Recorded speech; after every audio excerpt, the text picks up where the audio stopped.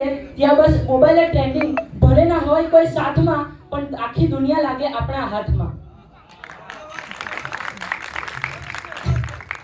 હવે જમાનો બદલાયો છે કે ટેકનોલોજી આગળ વધી છે. હાથમાં સ્માર્ટફોન હોય તો દુનિયા તમારી પકડમાં રહે છે.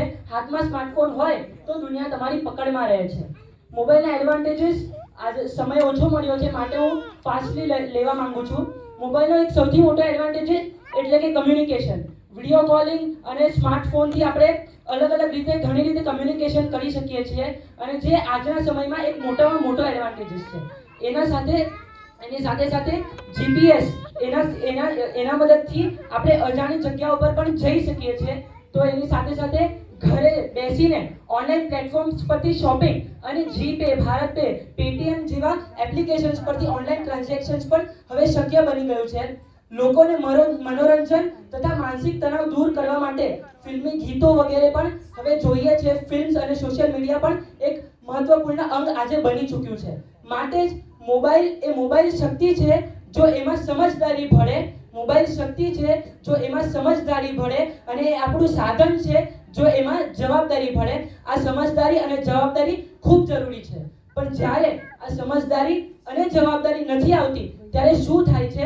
મારે એક પ્રસંગ કહેવાનો છે સ્ટીવ જોબ્સનો એક બાળપણનો મિત્ર જેનું નામ નિક બિલ્ટન, કે જે ન્યુયોર્ક ટાઈમ્સનો એક મોટામાં મોટો પત્રકાર હતો.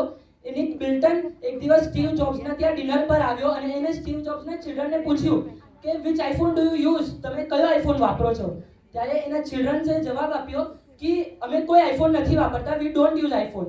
ત્યારે પેલો નિક શોક થઈ ગયો, એના હાથમાંથી ચમચી પડી ગઈ કે જે સ્ટીવ જોબ્સે આ દુનિયાને આઈપેડ, આઈપોડ, આઈક્લાઉડ ન જાણે શું આપ્યું, એનો દીકરો આજે એક આઈફોન નથી વાપરતો.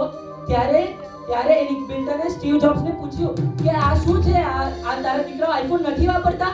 ત્યારે સ્ટીવ જોબ્સનો જે જવાબ હતો એને કીધું, I created this demon so I know how harmful it is for my children's future. મેં આ રાક્ષસને પેદા કર્યો છે માટે મને ખબર છે કે મારા બાળકોના ભવિષ્ય માટે આ કેટલું હાનિકારક છે, આ મોબાઈલની ભયાનકતા છે. આજે નાના બાળકોથી માંડીને મોટા લોકો કલાકો સુધી મોબાઈલમાં વેડફી રહ્યા છે.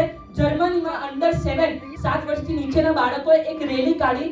એ રેલીમાં બાળકો પ્લેકાર્ડ્સ લઈને ઊભા હતા અને પ્લેકાર્ડ્સમાં લખેલું હતું કે અમારા માતા પિતાને વિનંતી છે કે તેઓ મોબાઈલ ફોનથી સમય ઓછો કરીને અમને સમય આપે. આ ફેક્ટ છે.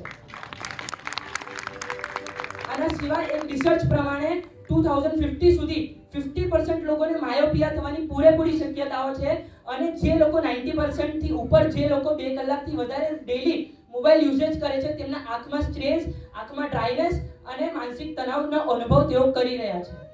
માટે જ અને લોકો કહેવાયું છે કે जमाना बदल चुका है, ये जमाना बदल चुका है, आदमी पागल और फोन स्मार्ट हो चुका है, आदमी पागल हो रहा है और फोन स्मार्ट हो चुका है. Thank you.